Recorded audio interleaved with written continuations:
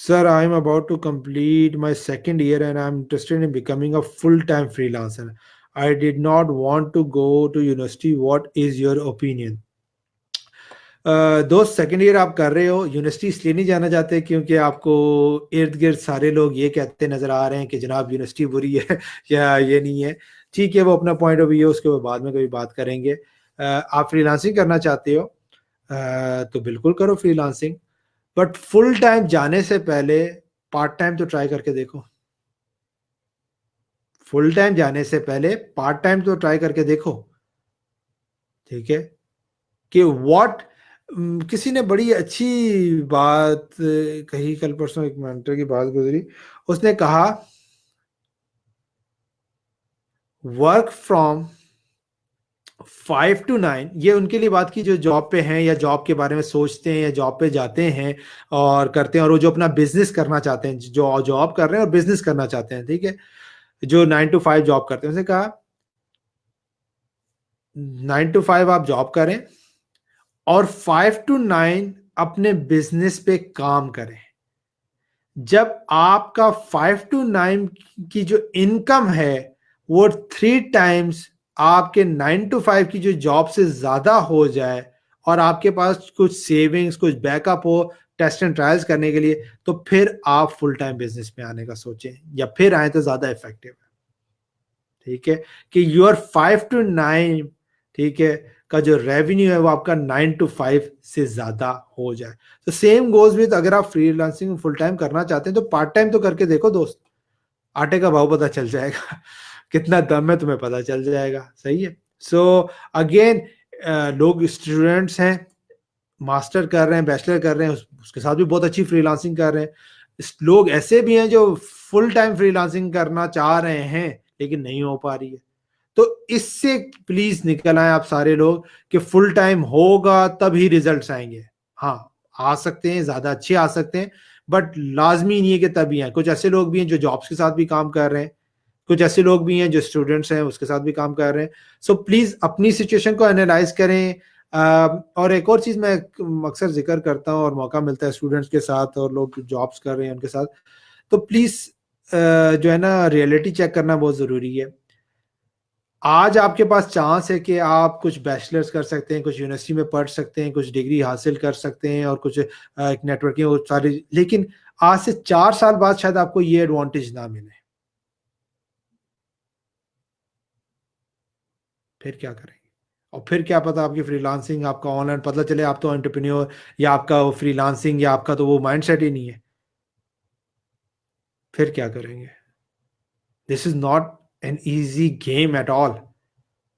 ठीक है। और मैंने आज ही पोस्ट, या कल परसों मेरी वॉल पे एक पोस्ट कही थी, रिच और वेल्थी, ये बड़ा इंपॉर्टेंट पॉइंट है, इसको मैं डिस्कस करना चाहता हूँ। रिच एंड वेल्थी, रिच और वेल्थी में एक बहुत बड़ा डिफरेंस है, इसको समझ लें। और डिजिटल वर्ल्ड की वजह से तो ये तो समझना बहुत जरूरी है। रिच मतलब जल्दी से पैसा आ गया, या आपके पास पैसा आ गया, एक लॉटरी लग जाए तब भी आपके पास पैसा आ सकता है। ठीक है, आपका कोई जाके, आजकल तो इनाम के बड़े प्रोग्राम्स हो रहे हैं, उसमें कोई इनाम निकल गया 20 30 25 लाख, पैसे आगे एकदम से जो है ना अमीर हो गए। लेकिन वेल्थ क्रिएट करना कि एक सिस्टम चलता रहे, रेगुलर सोर्स ऑफ इनकम आती रहे, आपका एक ग्रोथ होती रहे, आपकी जो इनकम, जो वेल्थ है, ठीक है, आपके एसेट्स जो हैं वो इंक्रीज होते रहे, उसके लिए टाइम चाहिए, उसके लिए सस्टेनेबिलिटी चाहिए। ठीक है, उसके लिए एफर्ट्स चाहिए, उसके पीछे बहुत सी चीजें आपको करना जरूरी है। ऑनलाइन फील्ड के अंदर पैसा कमाना मुश्किल नहीं है। $1, $2, $10, $15, 50, 100, $1000 लोग कमा लेते हैं, हजारों डॉलर भी कमा लेते हैं। But the question is that, can you make it your full time career? क्या आप उस पर 100% रिलाई कर सकते हैं? क्या आप उस पर अपनी फैमिलीज को सपोर्ट कर सकते हैं? क्या आप में वो पेशेंस है कि जब हार्डशिप्स आए, स्ट्रगल्स आए, तो आप बर्दाश्त कर सकें? क्या आपको मनी मैनेजमेंट आती है कि पैसा कमा रहे हैं और उसको किस तरह सेव करना है, किस तरह यूटिलाइज करना है, कि रफ पैचेज में जब क्लाइंट्स ने आए तब क्या काम करें? क्या आपको ये चीज की नॉलेज है कि जितने भी सक्सेसफुल लोग हैं वो सेल्फ लर्निंग के ऊपर, ग्रोथ के ऊपर काम करते हैं? ठीक है। सो जब आप रियलिटी चेक्स पे जाएँगे तो फिर आपको काफ़ी चीज़ें समझ आना शुरू हो जाएँगी। अक्सर लोगों के लिए फ्रीलांसिंग फुल टाइम जो है ना बहुत रिस्की है।